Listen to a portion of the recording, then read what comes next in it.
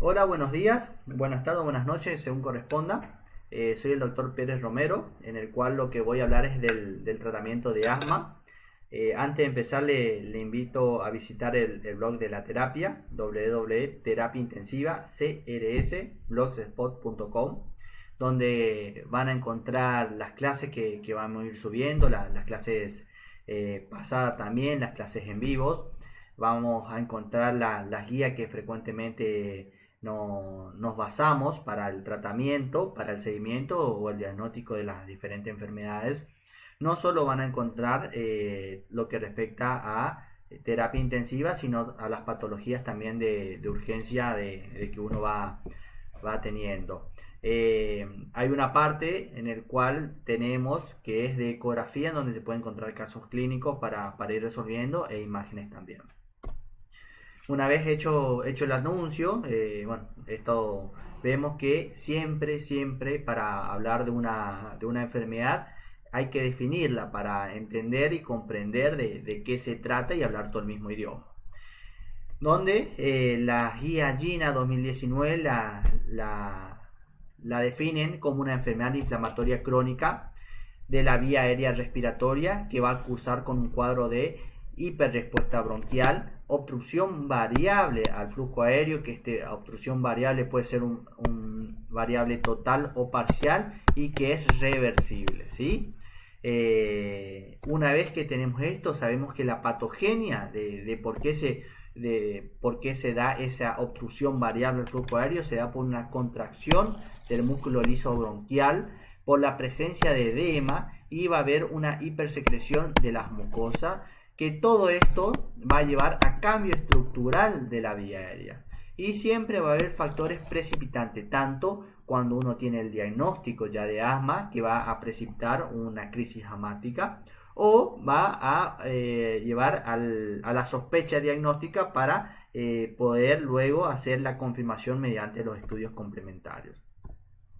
Estos factores precipitantes la mayoría de las veces se dan a infecciones virales, a grupos de alergenos, al humo del tabaco, al ejercicio y al uso de drogas. No siempre la utilización de drogas de tipo ilícita, estamos hablando también de los beta bloqueantes, de la aspirina, de los AINES, que pueden precipitar esta respuesta, esta hiperrespuesta bronquial, y desencadenar una crisis de asma. ¿Sí? El asma, como dijimos, es una enfermedad crónica frecuentemente grave. Afortunadamente, tratada efectivamente, se puede llegar a controlar, y que se controle la patología del asma significa evitar síntomas molestos tanto de día como de noche, que necesite poca o ninguna medicación de rescate, que pueda llevar una vida productiva y físicamente activa, tener una función pulmonar, o si hay ya algún daño porque se pudo controlar en forma tardía, casi normal, y evitar las crisis. El asma, dijimos que va a representar una parte que va a corresponder a la clínica para hacer el diagnóstico, y esta clínica corresponde a la presencia de sibilancia, es el factor más tenido en cuenta, y en el cual nos tiene que hacer sospechar de esta patología, la falta de aire, molestia en el pecho y tos, que esto puede ser variable, ¿sí? Muchas veces la presencia de la sibilancia, ¿sí? Cuando va avanzando la enfermedad o en la crisis asmática, dejar de escuchar o dejar de que tenga la sibilancia no siempre significa una mejoría del paciente, sino a veces al contrario. Es tanta la obstrucción al flujo aéreo en el cual ya no hay un movimiento de flujo de aire, por lo tanto la sibilancia va a desaparecer. El flujo de aire expirado va a ser variable debido a la broncoconstricción o engrosamiento de la pared respiratoria y a un aumento de la mucosidad, ¿sí? El diagnóstico va a comprender, como dijimos, de dos características: antecedentes de síntomas respiratorios, como estábamos hablando, los tres factores que más se tienen en cuenta es la sibilancia, la falta de aire y la molestia en el pecho o la tos, y la limitación variable del flujo aéreo expirado. Entonces es la espirometría, el estudio complementario a solicitar. Y bueno, también se puede solicitar pruebas cutáneas a los alergénicos, y también la la medición de la IgE, ¿sí? En sangre. Esto es un diagrama del flujo para el diagnóstico del asma en la práctica clínica, donde la presencia de síntomas respiratorios típico del asma nos tiene que hacer llevar a realizar la sospecha clínica. Si confirmamos la sospecha clínica, pedimos una prueba de espirometría, donde va a haber una mejoría con la administración de broncodilatadores para llegar al diagnóstico del asma, ¿sí? Entonces los criterios dijimos que son los síntomas respiratorios y la evidencia de la limitación al flujo aéreo expirado mediante la espirometría. Un poquito acá, no me voy a detener en los síntomas respiratorios porque ya estuvimos hablando en los slides anteriores. Sí, vamos a empezar a hablar de la evidencia de la limitación al flujo aéreo expirado mediante la espirometría, donde tenemos un B1 bajo y un cociente o índice de Tifenau relativamente bajo también. La variación de la función pulmonar es mayor en las personas sanas, ¿sí? ¿Por qué? Porque en esto tenemos la limitación al flujo aéreo, entonces va a variar con la administración de los broncodilatadores, va a haber una mayor variabilidad de estos flujos, en el cual, para considerar que hay una variabilidad hacia el aire expirado, hay que saber que tiene que ser mayor a 200 mililitros o al 12% luego de la administración de los broncodilatadores, ¿sí? Estos broncodilatadores son de acción corta y preferentemente el salbutamol. También puede haber una variabilidad diurna, donde un PEP mayor a 10 y 13 si consideramos en los niños. O, por en cambio, el BEP1 mayor al 12% o 200 mililitros, como nombramos anteriormente, respecto a la referencia después de 4 semanas del tratamiento antiinflamatorio. ¿Por qué este último apartado? ¿Por qué lo nombramos si es prácticamente igual al primero? Muchas veces, cuando el paciente llega sin saber que tiene asma, se le hace el tratamiento, se le instaura el tratamiento y no se puede realizar el diagnóstico. Entonces, en la primera medida lo vamos a hacer una espirometría, en donde va a ser poco significativa, y a las 4 semanas volvemos a repetirle este tratamiento y podemos llegar entonces a el diagnóstico de asma. Bueno, antes de seguir avanzando con los conceptos básicos, vamos a hablar de espirometría. Sabemos que la espirometría lo que vamos a medir es la capacidad vital forzada, donde esta información lo que nos va a dar el volumen total de aire expirado con fuerza máxima, ¿sí? Entonces, si hacemos un diagrama, la capacidad vital forzada sería, luego de una inspiración máxima, hacer una expiración máxima y forzada. Eso es lo que va a medir mediante esta capacidad. Luego tenemos el BEP1, donde nuevamente se toma aire inspiratorio máximo y se va a realizar una expiración máxima, y esta medición lo que va a hacer es medir la cantidad y el flujo de aire que sucede en el primer segundo del aire expirado. Normalmente una persona va a expirar el valor del 80% en el primer segundo al realizar la prueba, que se considera dentro de valores normales. El índice de Tifenau es el cociente entre el B1 y la capacidad vital forzada, y normalmente se ubica por encima del 75% y permite diferenciar la patología obstructiva de la que se encuentra con una patología restrictiva. Obstructiva significa que dificulta la expiración, y restrictiva donde hay una incapacidad pulmonar total o se encuentra disminuido este último.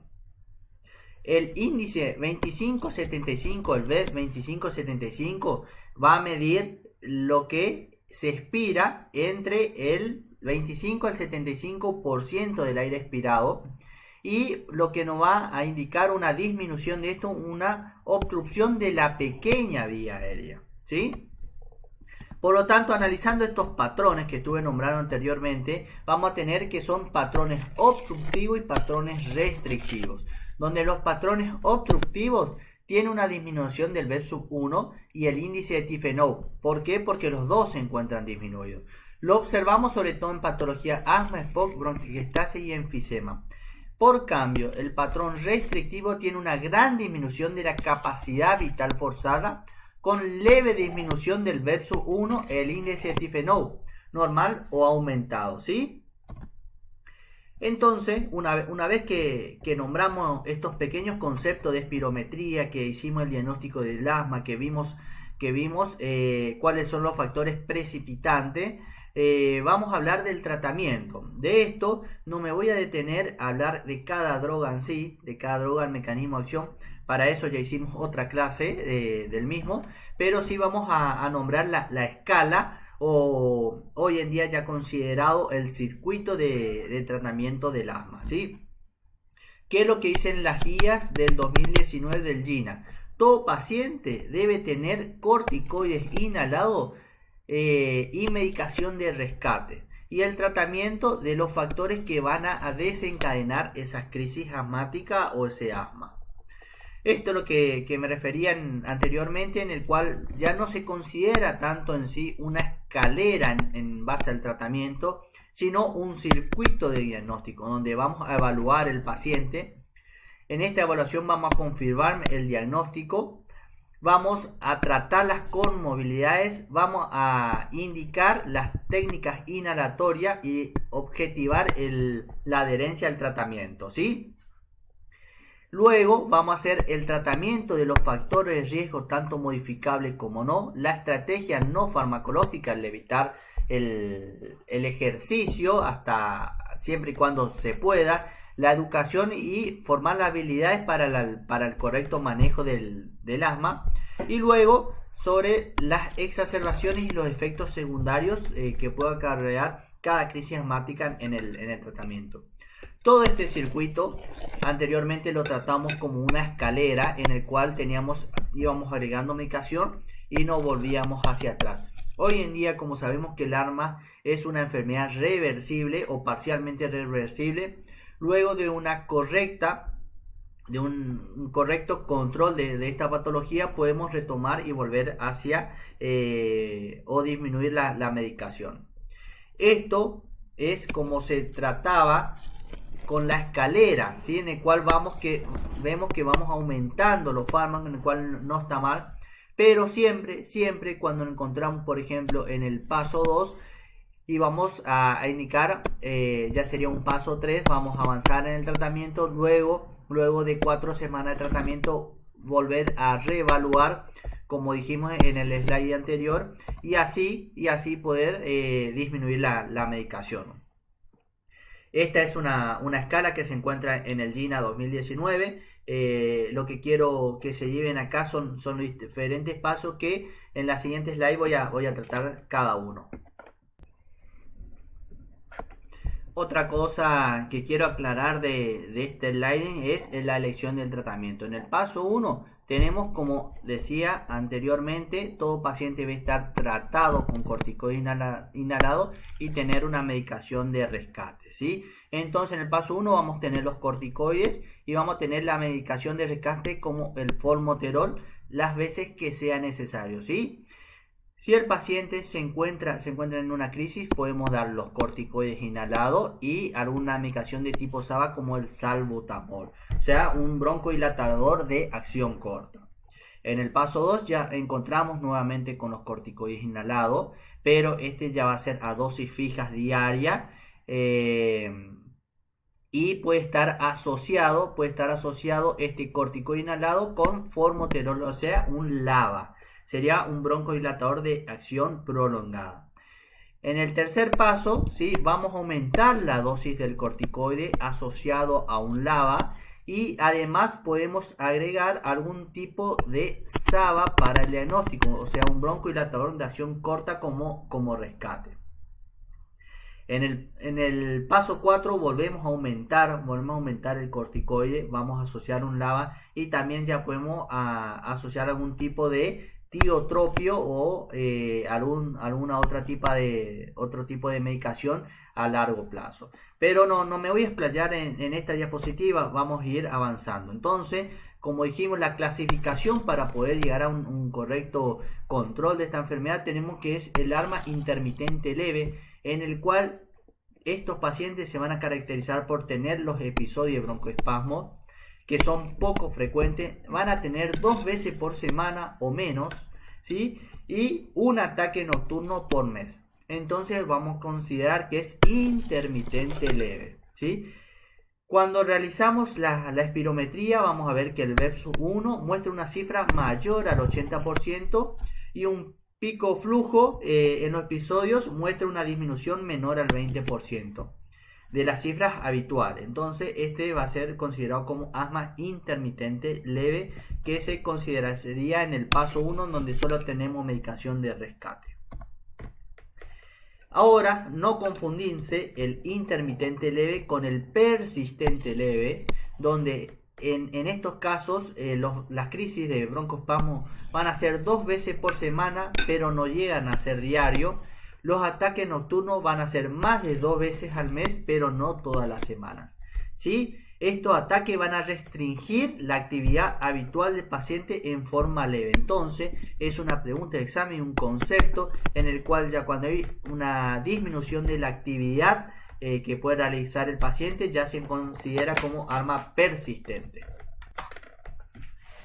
El BEPS-1 está alrededor del 80% y un pico flujo durante los ataques muestra una reducción entre el 20 al 30%, ¿sí? Respecto al valor normal.